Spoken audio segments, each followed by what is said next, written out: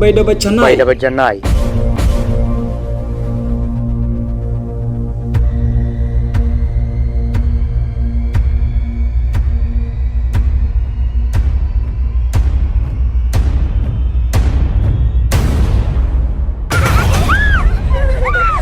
magaalo xiiso badan dadkeeduna ay ku jiraan hardan joogto ay noloshooda ku maareynayaan waa magaalo taariikh fac weyn leh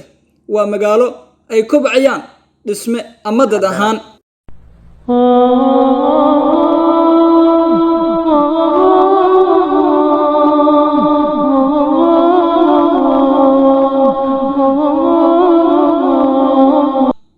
xildhibaan Saalax Shariif Siidkey iyo waxyaabihii u qabsoomay inta uu xilkan loo dhiibay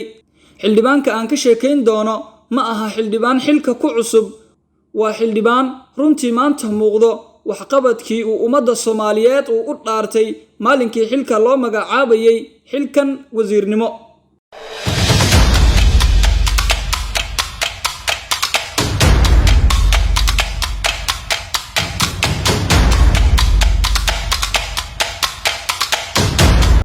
kowdii bisha 8 2022 ayaa loo magacaabay xilka wasiirnimo Saalax Shariif Siidkey waana shakhsi aan marna lagu qasaarin waa xildhibaanka mudan in heerka maanta uu joogo sare loogu sii qaado waa xildhibaan ummadda Soomaaliyeed badankoodu ay ku kalsoon yihiin Shariif mahad gajarna shalay ogoonga dhar iyoona beesahasi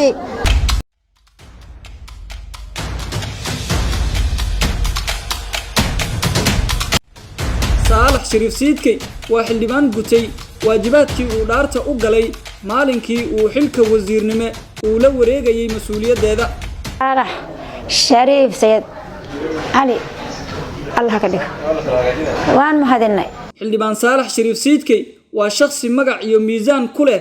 ummadda shacabka Soomaaliyeed dhaxdooda waa shakhsi waxtarkiisu muuqdo waa xildhibaan bulshadiisa ku dhaxmilmay lana qaybsaday daruufaha ka taagan gobolka Baa iyo Bakool waa xildhibaan marna aan hagardaamin hadafka uu siyaasadda u soo galay waa xildhibaan kamar dhaliyay yoolal badan uu lahaa runtii waxa la oran karaa waa xildhibaan waqtigiisa la qaatay shacabkiisa marna aan dheregta iyo baahida duurka ugu tagin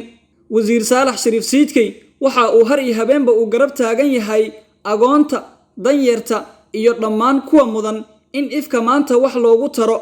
ma ahan bumbuunin iyo xayeysiis oo aan Shariif Saalax Siidkey u wado ee waa ujeedka hadalkayagu waa soo bandhigida waxtirkiisa iyo ka sheekayntiisa waxqabadka ee uu bulshadiisa ula tagay tan iyo markii uu xilka wasiirnimo loo igmaday mugdigiyo iftiinkiyo munkarkiyo maxruufka ma ay wada ekeynay ma sha Allah iyo munasalka quraanka midaasna ka marakacay muwaadiniinto idil midkay ku aflaxayeen iyo mudnaan idilkeeda wasiir Saalax baale xildhibaan Shariif Saalax Siidkey ka hor inta uusan siyaasadda uusan soo galin ayuuba ahaa shakhsi samafale ah una wanaagsan ummadda Soomaaliyeed u adeegideeda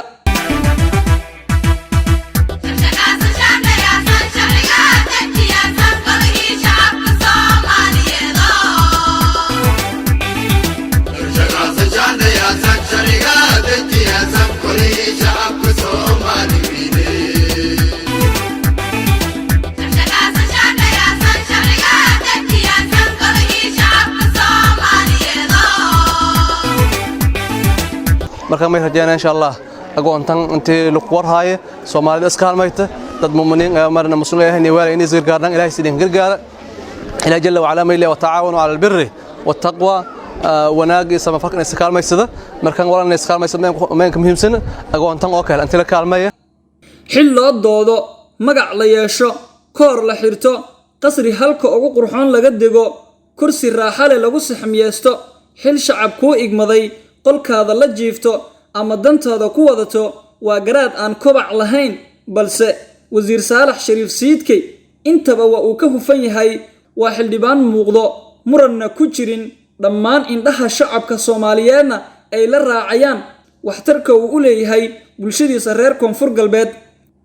xildhibaan Saalax Shariif Siidkey hadda waxa uu u taagan yahay hanashada kursiga sumadiisu ay tahay hoob 261 ee golaha shacabka Jamhuuriyadda Federaalka Soomaaliya sooma mudno in mar kale loo igmado xilka isaga